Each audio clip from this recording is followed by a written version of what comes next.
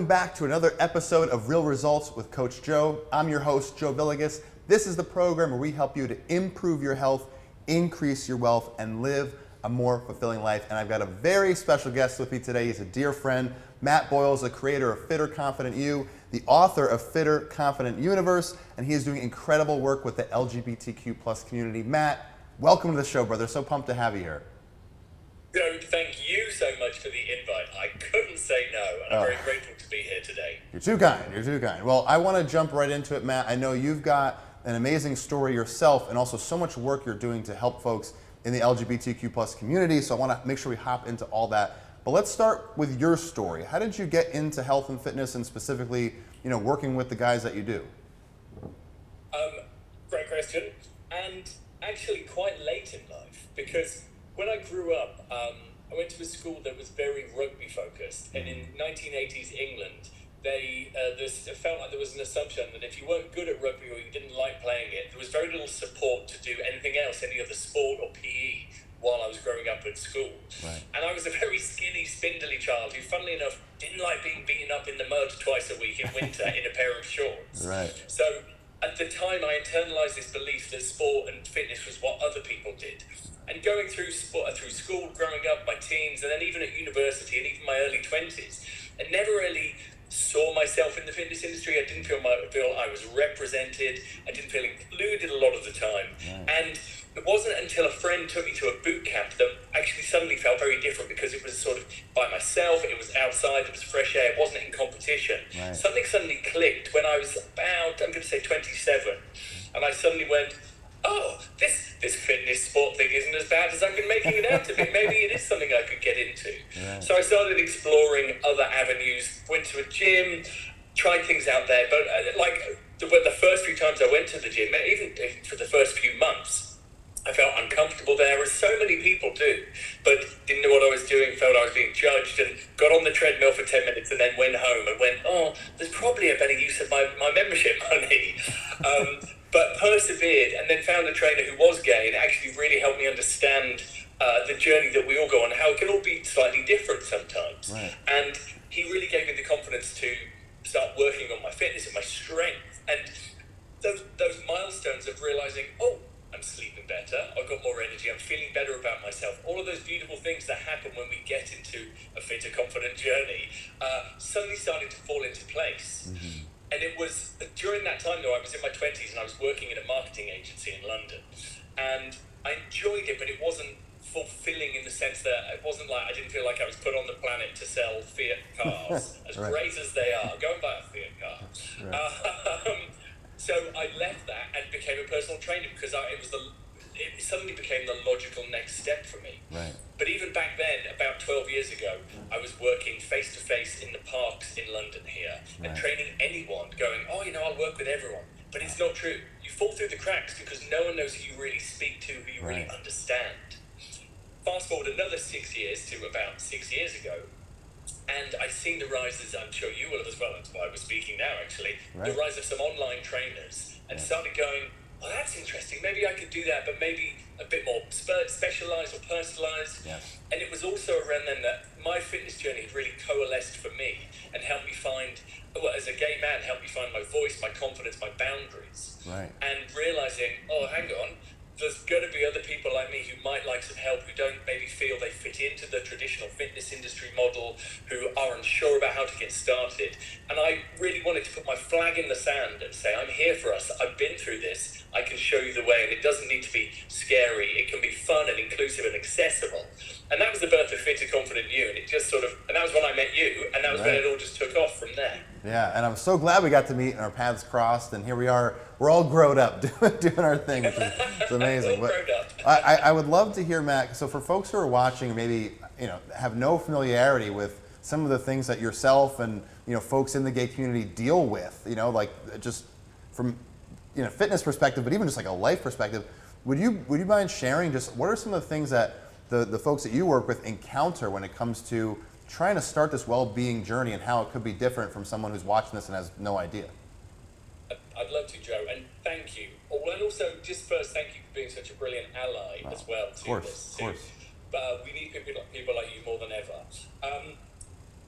it can go back to small, well, all sorts of different level of it can go back to different experiences growing up. Right. So, for example, people like I said, I didn't want to play rugby and I didn't feel included, and that sort of partly through my own lack of willing to explore other avenues. But I went on a very tunnel vision version of, that's sport is for other people, it's for the other boys. Fitness is a boys' club that I'm not invited to. Right. So a little bit of that was on my doing. Part of it as well, as I said, was sort of lack of encouragement to try other things growing up. Sure. That's more of those are sort of the nicer ends of it. Obviously, people unfortunately do have to deal with homophobia, biphobia, transphobia in their day-to-day life. And so many people from my community walking into a gym for the first time, for example, instantly get thrown back to those school days sometimes, right, when jokes or banter was just thrown around, but and maybe there wasn't like malice at the time, right, but people hearing anti-gay jokes, for example, you've got to internalize that. Right. And even with the best, say, supportive family and friends in the world, you can still undermine how you feel about yourself. For sure. So people in the LGBTQ plus community learn to protect themselves sometimes and sort of take them out of situations where things might be maybe not always physically dangerous, but mentally and emotionally dangerous to them, because because the fitness industry being a traditionally, at least previously, male-oriented club, or at least, place to work, again, it would breed those situations of personal trainers throwing around, like, even if they were done as jokes, but like slightly, like using gay as a slur, things like that, just everything that undermines what we call psychological safety. Mm-hmm. So it means that people like in the LGBTQ plus community haven't always felt comfortable going into those environments, and right, in fact removing themselves permanently until someone like me comes along. I'm not saying and I'm definitely thankfully not the only person doing it now. There are some other great trainers doing it, but just saying you're safe with me. So it's shorthand for you don't have to come out, you don't have to explain yourself, you don't have to say, my partner, you can say boyfriend, for example, and right, it just isn't a thing. These are all the things that, like, and I have met some, for example, yourself, some brilliantly empathetic straight trainers who do get it and understand that it is a different journey for everyone. But there are some straight trainers who, just through no fault of their own, because they haven't lived that experience, right, they wouldn't get it. And that's okay. They can absolutely keep serving and working with straight people. I'm absolutely going to keep standing up for gay, bi, trans, queer guys, because that's who I am and it's my experience. And I know how uncomfortable that journey can be at the start. Yeah, no doubt. And I appreciate you sharing all that, because people need to hear this stuff and understand these different experiences and perspectives, and just kind of the life and the path other people walk. It is different, and there's nothing wrong with that, 100%. And I think what people need to maybe realize is going to the gym the first time ever in your life can be stressful, regardless of your orientation or your background or where you come from, just by the virtue of you're in a new environment. You're focused on your body, which people have, can have self-esteem issues about, or, just their own baggage and things they carry. But there's this whole other element that folks in your community share that, like you said, could really limit their ability to let their hair down, so to speak, or let loose, and enjoy some time at the gym and let that stress out. And I know for me, like, working out, training is a big stress reliever. And I have a hard time picturing bringing more stress to that situation. It's very, very challenging. So it's great that you're out there, you're doing this, you're like a lighthouse, like a beacon of hope for folks who want to make this change and make it part of their lifestyle. So I really, commend you for what you're doing. I love what you're doing, and I'm so glad we get to share this with folks on the show. So, thank you. Oh, it is my pleasure. So to continue, let's say someone out there is watching this and they say, hey, look, I don't feel psychologically safe when I go to the gym. I don't feel that's a place I can really thrive or focus on my body or my mental well-being. Matt, where would you say folks like that should how could they get started? Obviously they could reach out to you and get going, but maybe just for like a 1-2 step, how they can get beginning on that journey on their own, would you say? Sure. So 40% of my clients do home workouts very happily and effectively, with no need to ever go to the gym. And you can absolutely do pretty much everything you want at home. And there are other benefits. It reduces the commute. The equipment's hopefully always clean, and you can have whatever playlist you want on. Right. But there's obviously the pandemic, everyone had to do home workouts, but I think there was almost a stigma to them that they were a patch, they were just what we did then. Right. But really, the beauty of them as well is that so many people, when they go to an actual gym feel, oh, I've traveled here, I've got changed, I've committed, I've got to spend an hour for it to be worthwhile. With home workouts, you can just pop into your sitting room next door and do 10 minutes. Right. And so often it's getting people to use their body and be in their body and feel how it works that can really give them that spark of excitement of, oh, this could be something I could do. And maybe down the line they do want to join the gym just to, lift some really heavy weights. But right. you can buy absolutely heavy enough weights to do things at home to get you brilliant progress and fit into your life without ever having to, as you said, without fitness ever becoming a stress. It should be a stress relief. And as you and I know, all the different benefits we get from it. So yeah, absolutely start at home. And whether it is just finding someone you like on YouTube, maybe me or Joe, who knows? But there's so much out there. So many people also have created a sort of fear around, if it's possible to do the wrong thing in fitness. I don't think it really is, especially when you're starting. Just do something. Move your body. Find someone you connect with, whether it's online or face-to-face, who supports you and gets you.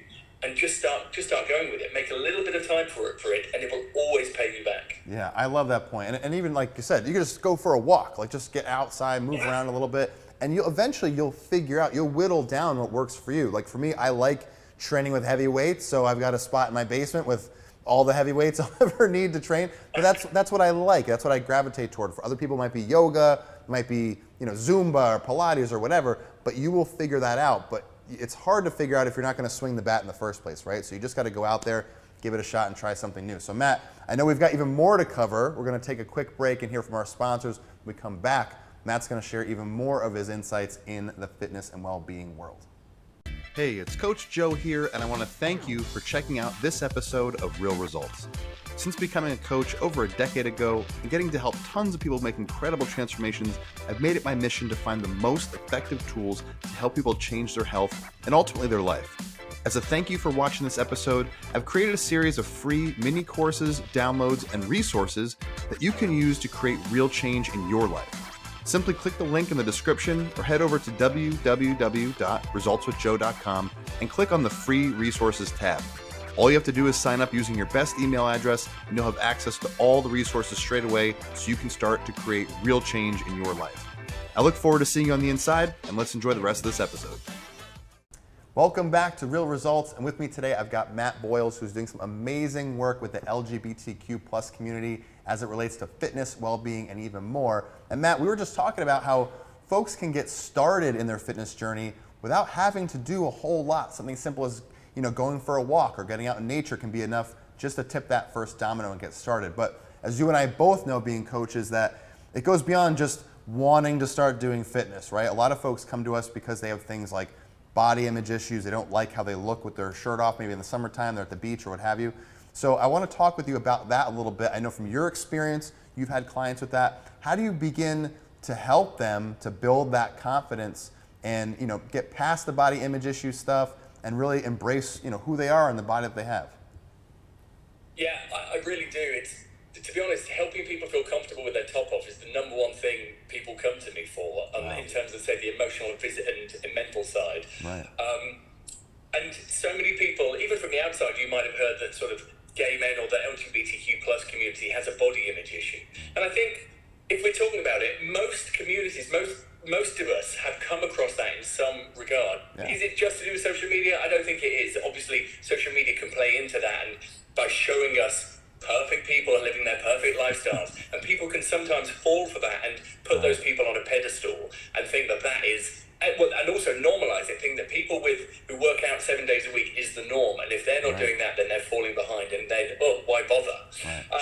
But I think more than a body image issue, I think most of us, in fact, maybe have more of a self-love issue, because the more we can love ourselves, the more we can get on board with, but we've got one body, the sooner you can get comfortable in it, the better. Right. But the more you can, the less you worry about other things like, other people's opinions or being judged or not fitting in, because you know that you're good. And the more that you can do things that build your self-esteem, the more you can rely on yourself, the even easier it is. Yeah. So to worry less about the outside and just focus on what's in here, because it's about who you are and what you do. Yeah. And the more that we can connect with people to show them they're brilliant, they're normal, This is a slightly controversial thing I say, but I think your body, and I mean you plural, not just you, Joe, but your body is the least interesting thing about you. We've all got one. There's actually quite a small variance in how they look and what they do. Yes. But what's up here and what we bring to our friends, our family, interviews, like our clients, everything, that's where the magic happens. Yes. Surrounding people with good people so they know that they're supported, they're in a safe space, they're with their community and they feel motivated and accountable. That's when people really get over that body image issue and realize all along, as I said, it was about how much they love themselves as opposed to what they look like. Yeah, I love that. Obviously, I still like to help people get strong and fit. Oh, for sure. That's our bread and butter. But I had a mentor of mine, actually was on the show a few episodes ago, Peter Sage, who introduced me to a quote by Abraham Maslow. And most folks know Dr. Maslow from the hierarchy of needs, right? But really, he talked a lot about self-actualization. How do you become self-actualized, right? Or like the highest state of yourself. And he only had two points that you had to hit to make it happen. And one was to detach yourself from outcomes. So let's say if you want to lose 20 pounds, if you're just harping on it all the time, you put a lot of undue stress on yourself. Just let it go, lean into your well-being, and you will get there, for sure. But the point that he brought up, and ever since I heard this, I can't unhear it, and I hear it every day, and I love it, and I think this will help the folks that are listening to this right now, is getting out of what Peter would call the goop. And goop is an acronym for the good opinion of other people. So when you get yourself out of that goop, like you're just walking through the swamp, trying to get through this stuff, you're worried about what's he gonna think of me or she think of me or what do I look like? Once you detach yourself from that, you can relax a little bit and really the full essence of who you are can come out because you're not bogged down by that stress. And it's exactly the same thing you're saying.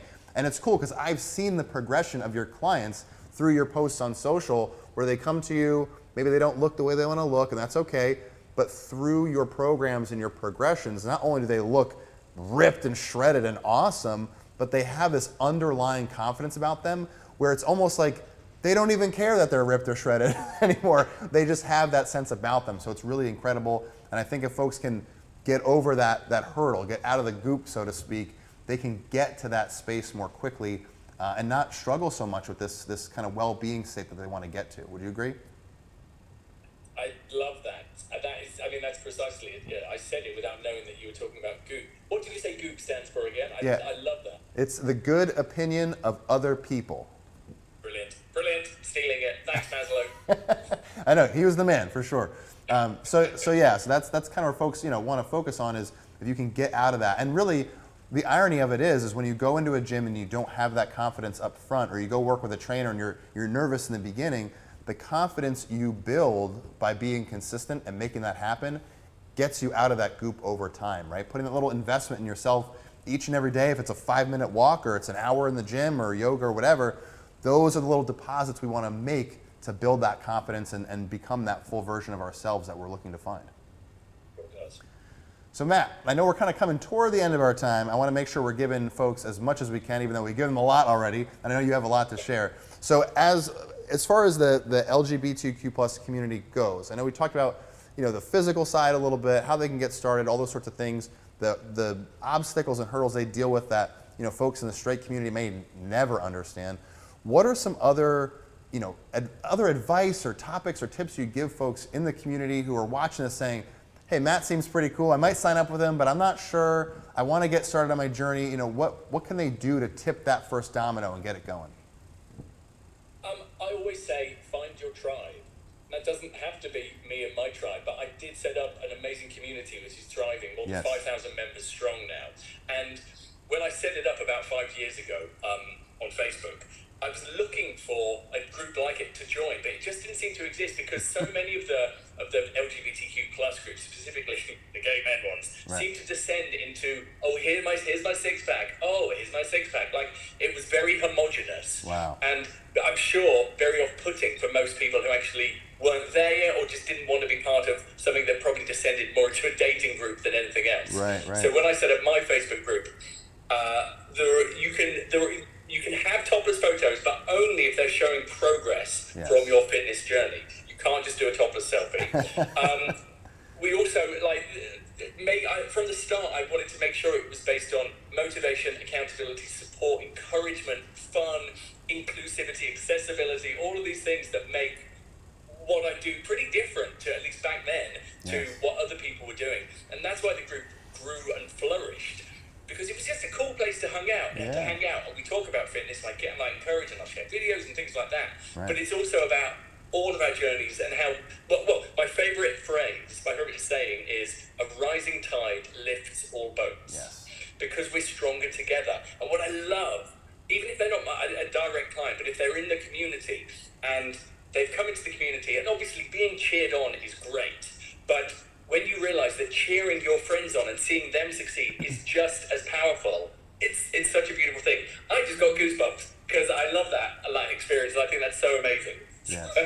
No, honestly, Matt, and this is what I preach all the time, right? Is environment trumps will every time. Like, the environment you're in is so critical. And actually, on my website, on resultswithjoe.com, I have a free 5-day challenge for folks watching. It teaches you how to build a peer group, how to build that environment and make sure that you're surrounding yourself with people that help lift you up and you lift them up and all those things, because it is that critical. For folks watching, if you hang out with 10 recreational drug users, there's a good chance you're going to be the 11th.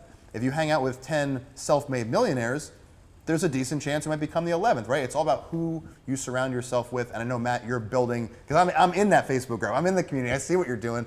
I think you're building a phenomenal community, and it's thriving for a reason, because it works. And folks in there are being encouraged, they're being supported, and they're feeling that love and support from the other people they never met from across the world. So it's really, you're doing some amazing work, brother. It's really, really awesome to watch. Thank you, Joe. Awesome. Well, I know we're coming to the end of our time. Matt, where can folks find you if they want to learn more, they want to hear about all this crazier stuff you're doing, retreats to Italy and all these things? Where can they find you? So main website is fitteryou.net. That's fitter and then you.net. And then on Facebook, Instagram, and Twitter, well, I don't really use it anymore, but I don't use Twitter that much. On Instagram, I'm really good. It's fitteryouglobal. It would have been Fitter Confident You, but it was too many characters for the handle. So Fitter You Global. Find me on Instagram or Facebook. There's a page and a group, and yeah, I'm all over there. But I'd love if anyone wants to connect with me or answer any questions. Like I always say this, but who I am on social media and here is literally who I am. There's no pretense. I don't change who I am. People are like, oh, he is that silly. Yeah, kind of. Because I wanted to be this force of fun and something just that allowed people to relax and not feel like they had to be on their guard because everything was so serious. I'm not a very serious person. Yes. So I wanted to bring that into my training and extend it to everyone who comes across me. Definitely, and I can vouch. Matt's the real deal. He is the most genuine person for sure. So Matt, thank you so much for being here today. Really appreciate your time. And for all of you watching, we'll catch you on the next episode of Real Results.